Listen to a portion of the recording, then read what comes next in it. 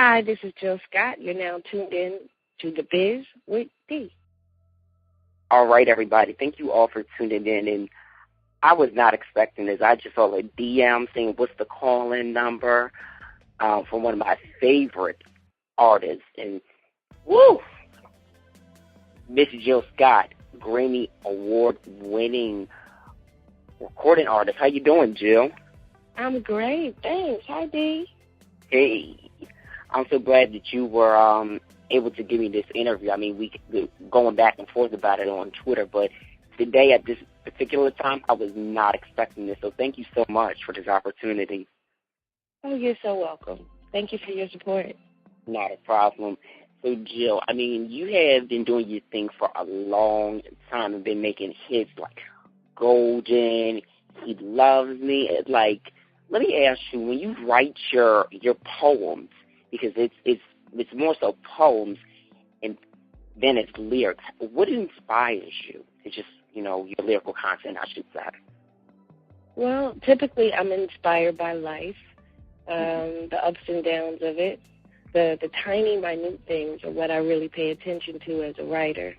So the quiet little feelings, the things that make me smile or think or laugh or inspire passion, any of that is typically what I write about. So, Jill, I know last year you went on tour with Anthony Hamilton for an evening with Jill Scott, and it was a phenomenal show from all the reviews I saw in the videos on YouTube. When it comes to preparing for a tour, what are some of the things that you do? Well, I rehearse a lot. I have an incredible band. Adam Blackstone, Aaron Camber, Cortez Ellis, Sean Hinton, Thaddeus Trebet, Rashid Williams, Justin Gilbert, Dante Winslow, Chris Farr. There's quite a lot of us, and we rehearse. We have a really good synergy. I've had a lot of bands over the years that I've enjoyed incredibly. But, we get together and we rehearse. We laugh a lot, and we're open. Everybody's listening to everybody, looking for that thing that's going to inspire the next thing. So it's a lot of rehearsal, and then I figure out, what I'm going to wear, which is the hardest part. Right. I like to do a costume typically, but I think that's going to change this year. We'll see. That's what's up. Now, you mentioned fashion, and fashion is something that you are totally, big on, and I just love your sense of fashion. What inspires your fashion senses? Because it's seriously dope. Like, 1 minute, you'll do something flashy, 1 minute it's simple. I'm just like, well, damn, Jill, changing it up on us every now and then. Well, I'm a typical woman, I think, so I like to dress in ways that shows all sides of myself. I'm a reader. I enjoy reading, and sometimes I like looking like a librarian or a teacher. I'm like into characters because I'm also an actor. So, I just like to be myself. Wear things that make me feel like me. So, whether it's something that's couture or something that's out of Target, it doesn't really matter to me as long as I feel good in it and I'm comfortable. Because the worst thing you could do is be uncomfortable in your skin, and something that you're wearing, and your clothes are your skin for the moment. So I just try to find things that, I feel good in, regardless of if anybody likes it or not. That's not my problem. Right, because you got to please yourself. And I think that's the common issue with being in the industry, especially for the newcomers. They really want to give everybody what they want and, dress a certain way that caters to those, but not being true to who they are. For you starting out, when you first started out in the industry, was that something that was hard for you, or was it just something that was like, I'm going to just be who I am, like it or not?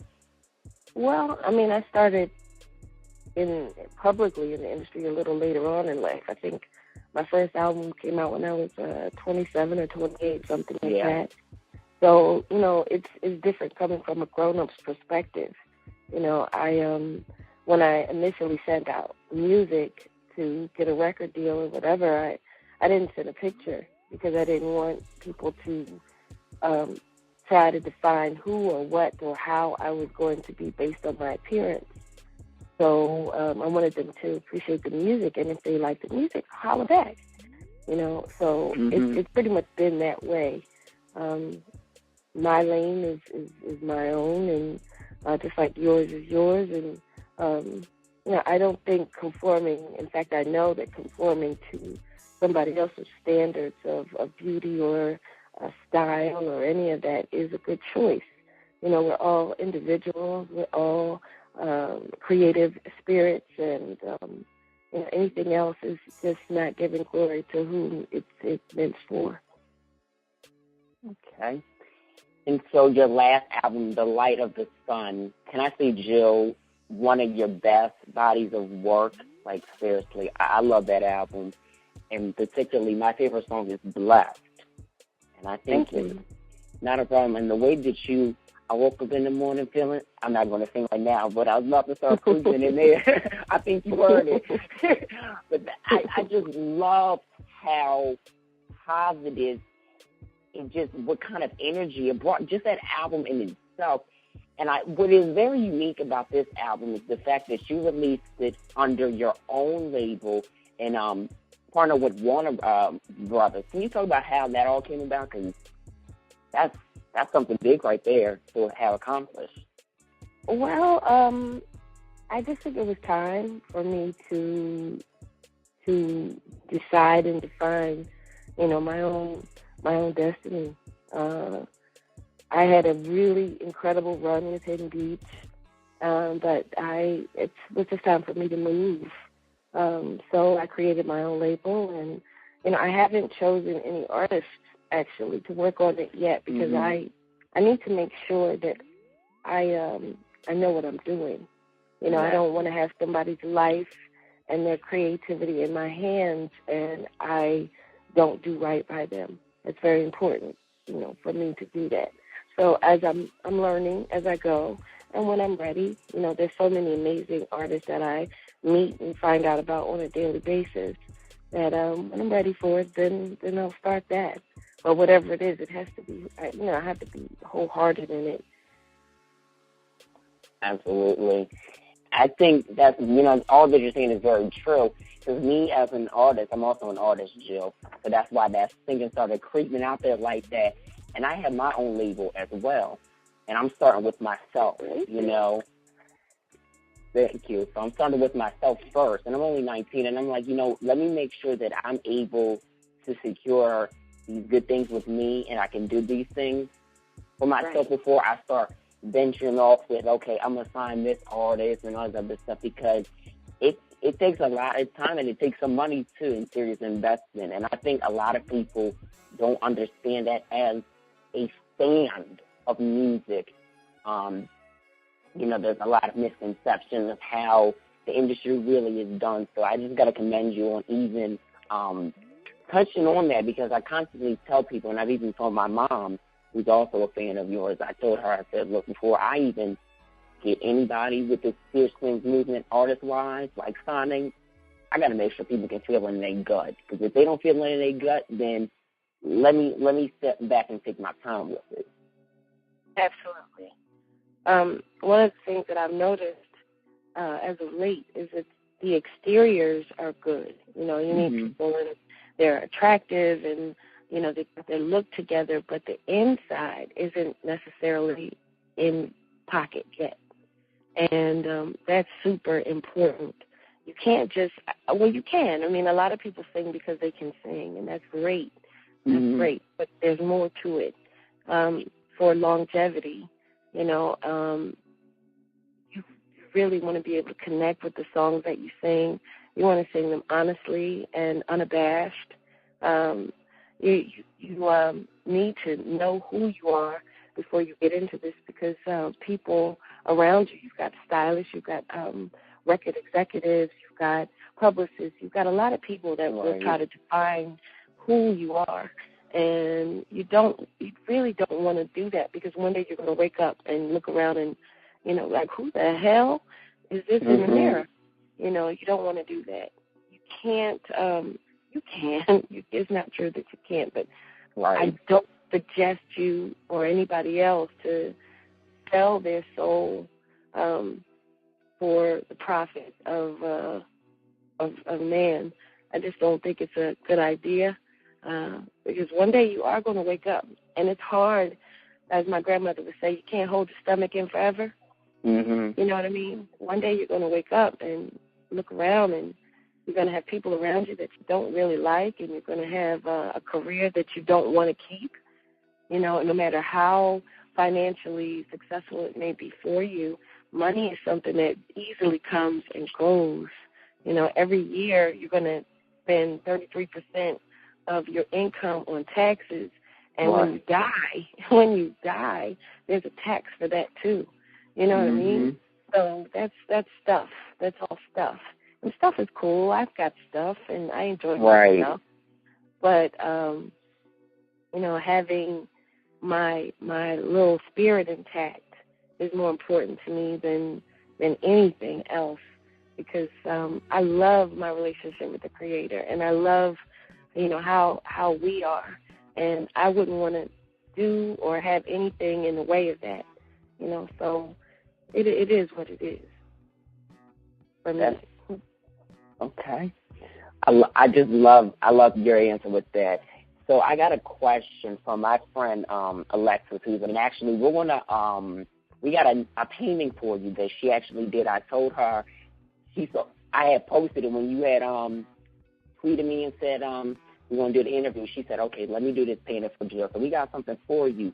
But Alexis wanted to ask, when are you coming back to Philly? I'm not sure yet, but I'm pretty sure that it's going to be on my tour routing. Okay. You know, I have to get to Philadelphia. That's my home. Right. You know, that's the crux of where most of my, you know, creativity comes from. You know, catching the bus, meeting new people. You know, I still catch the bus when I get to Philadelphia, or catch subways or whatever, because there's an energy and a movement in Philadelphia, folks, and the smell, you know, just the atmosphere overall. You know, so I got to get to Philadelphia. I still have a home there as well. Okay. And I totally did what you're saying about Philadelphia and having to come back, because I'm from Delaware, which actually is not far from Philly at all. So, and I have family that my mom's from Philly. I have family that live there. So I know everything that you're saying to be true about, you know, the city life, the buses, you know, just the smell of it, like the cheese steaks. I mean, the energy. And I think Philadelphia folks, you know, they're very sweethearted, and they don't take a lot of mess, you know, but they're very sweethearted, and I don't know what that is. I mean, I can't call it. I've been trying to figure it out for years, but there is there's something in the water. You know, we call it Schuylkill Punch. Schuylkill River is our river, but we call it Schuylkill Punch. You know, you got great MCs like Black Thought and Petey Crack coming out of Philadelphia, and Meek Mills, and vocalists like Bilal and Jasmine Sullivan and Pink, and you know, the list is extensive. Yeah. Teddy Pendergrass and Patti LaBelle, and you know, what I appreciate most is that they're such individuals. You know, you're not going to get that level of creativity or talent just anywhere. There's really something special about that city and the talent that comes out of it. So I'm always looking, you know, at Philadelphia and being really inspired by what they do. Right now there's a group called The Works that remind me so much of they remind me of Tribe Called Quest. They remind me of Nas. They remind me of Rakim. They've got this great wordplay, and they're young in this industry at the moment. But I got my eye open, and I can't wait to see what they do. Yeah, Philly's got a lot of underground talent, and I feel like that people in like the big record executives are really missing out on, like, I hate to sell it, like real selling artists versus the commercial music. You know what I'm saying? Because I feel like nowadays we don't have as much real music, so it's good that R&B music is always real, especially artists like you, Jill, Music Soul Child, Anthony Hamilton. I mean, I can go on and on, but it's great that R&B has that good music. And I feel like there's so much more. I feel like one of these days Philly is going to be like back on the map as far as that music is concerned. There was a moment in time where Philly was seriously that city of music for real. And it's everything happens in a circular motion. So, you know, at the height of when music and artists like Floetry, because they were living in Philadelphia for a while, you know, artists like them and Jasmine Sullivan and Bilal and all of us were coming out in the Roots, of course. We were shedding. We were doing a lot of shedding, and that just means getting together and playing. You know, that's how you get your weight up. You got to play publicly. You have to play around people you respect as well so that you can learn. There may be some healthy criticism and things like that. That's always good as well.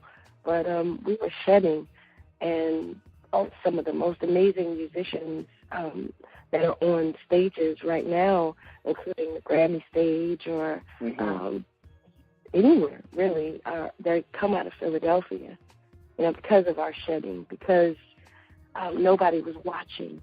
You know, that's how jazz was born. It was born in the dark with nobody paying attention. You know, that's how blues music was born, in the dark when no one's paying attention. You know, and I think that's what will create new genres of music, you know, keeping it in the dark for a while, letting it cultivate itself, letting it breathe and learn. You know, that's imperative to creating good music. So for all the artists that are out there that are dreaming of, you know, being on a Grammy stage or any stage for that matter, you have to shed. You've got to shed. You've got to work for free to get your weight up. You have to perform for free. So to earn your stripes, you know, dues must be paid. And oftentimes when I see artists that have not paid dues, no matter how successful they are, eventually it comes back to bite them. You know, it's just you have to pay your dues, whether you're an accountant or a lawyer or a doctor. You know, that's why they work those crazy hours. You know, you have to learn. You have to shed. Absolutely. And thank you for touching on that, Jill, because there's a lot of people just in life that don't understand that you have to take the right steps. There's no half-stepping. No, I'm going to skip this person. No, you got to take the right steps in order to succeed and pay your dues. True. Absolutely true. I just think it's a better choice if you want any level of longevity. You know, I've been watching Bilal since I think he must have been 12 or 13. No. I've been watching Bilal since he was in high school. He must have been about 17 years old, and he blew my mind. He sounded like a modern-day Nat King Cole. I was like, what in the world is this? And then Jasmine Sullivan, you know, I've been watching her since she must have been about 12. And what's crazy about her is that she had that voice when she was a child. This voice that you hear now is not a new voice. This voice has always been there. She's like a child prodigy or something. Her and Bilal as well. You know, but that's a good thing about Philadelphia. You know, you're getting a lot of music. WDAS radio is one of my favorites because they play every time genre of music. You know, so you've got your old soul music, and I mean 60s, 70s. You know, you've got great music, a great foundation, and MCs like the Roots. You know, I remember seeing them on South Street growing up. You know, seeing them performing, for tips. And now they're on the Jimmy Fallon show, and they're Grammy winners, and, they're still touring. And Black Thought is one of the most amazing MCs I've ever heard in my life. I've never seen anybody that open and amazing. I just think his wordplay is ridiculous. And, I have to agree. Yeah, I'm a huge fan of his. From the first record that I discovered, which was Do You Want More, which will tell you everything that you need to know about the Roots if you're interested in that. Right. So I got some questions from my beautiful co-host, Natasha, who says hello. Hi. But we want to get into her questions. Now, actually, this seems to be a big question that everybody was sending in to me about acting. And the question from Natasha says, can we expect to see you in any more Tyler Perry films? Because your roles were phenomenal in Why Did I Get Married 1 and 2. Can we expect to see you guys doing something again? That's what she wants to know. I have no idea. But I don't believe that I would want to play Sheila again. Mm-hmm. I've been there. I've been there. I don't think I would want to do that. It would depend on the script and the timing.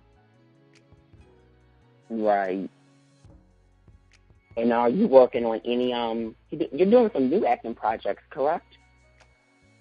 Yes, I just did Steel Magnolias, which came out last year, and did exceptionally well.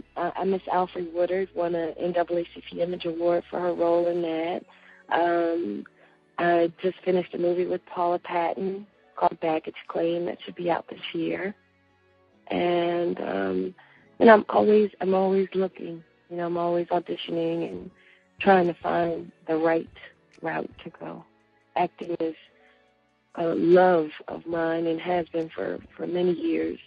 A lot of people may think, because you're, a singer, they gave you something. I have been studying acting and been an actor for 20 years. I've done everything from Shakespeare to Sondheim to Arthur Miller. I act, and that was the first job I had that paid my bills. But one thing leads to another. I just did a lot of things. So, from reading poetry to singing to acting, I pretty much was doing them all at the same time and hoping that one thing would open a door for another. And luckily, singing has opened the door for me to act as well. And so with Baggage Claim, can you kind of tell us a little bit about your role without giving too much?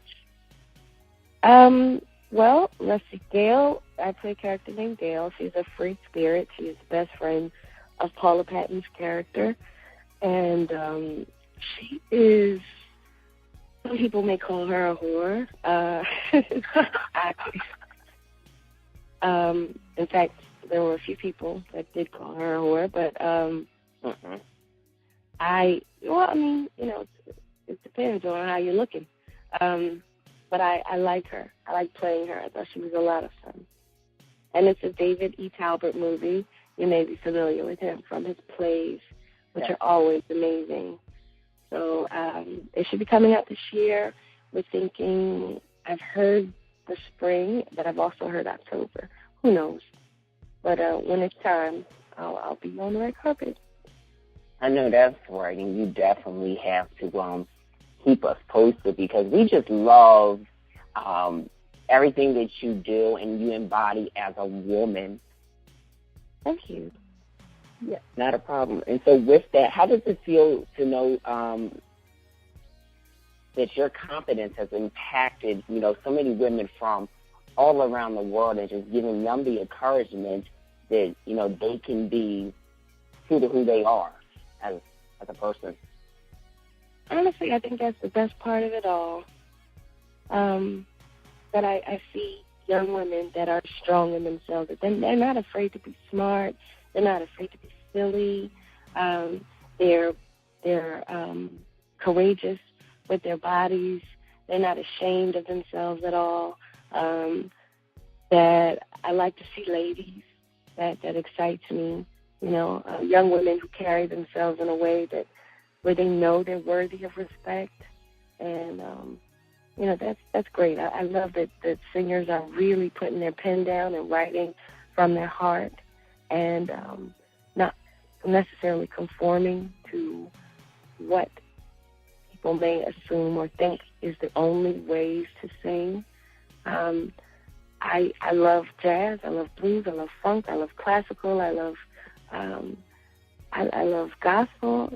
I love music, and I think that that's the best part when I see people genre skipping and all of that. It makes me really happy and proud, and I feel like I've done something.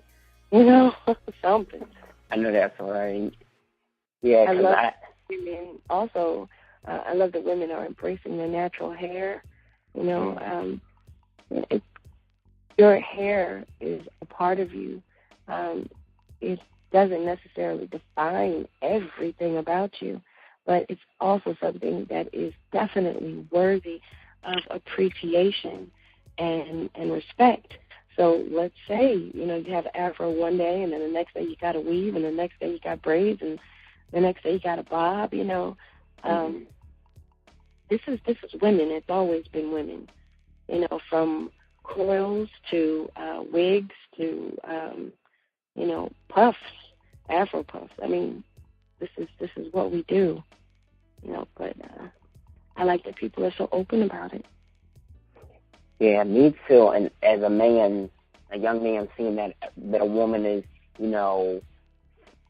open and free about wearing, no makeup even, or, her natural hair. And I'm like, yes, that's a plus. And I feel like you definitely were a big trendsetter when it came to that, because you always wore your hair natural. I mean, there were some moments where you did, throw your wigs on and stuff like that, but you know what? That's part of being a woman.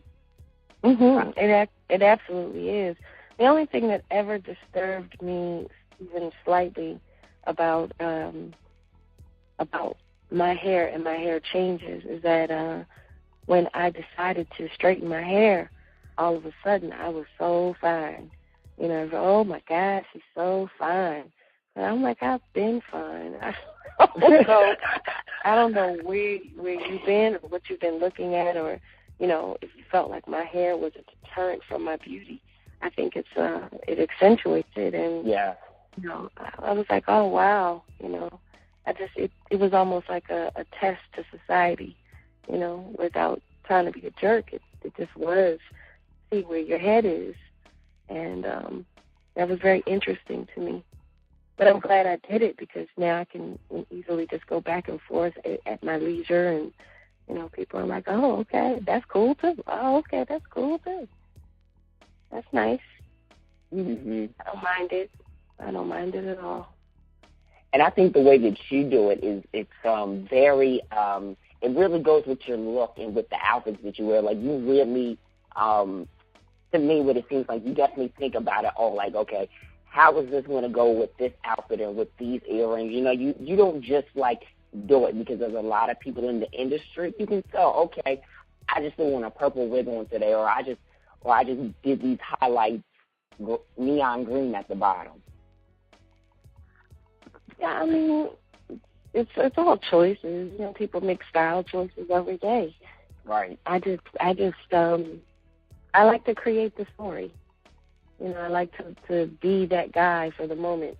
And fortunately for me, I recognize all the little characters that live inside, without sounding like a schizophrenic, because I'm so not. But, I just know that there's a tree hugger in here, and there's a lady that enjoys being in the backseat of a Phantom. There's a bike rider. There's a long walker. Excuse the pun. There's there's a mommy. There's a lot of things. There's a lot of things, and I just enjoy that about myself. I never really want to be put in anybody's boxes, because nobody fits, really. No one fits in a box. And the more you recognize that,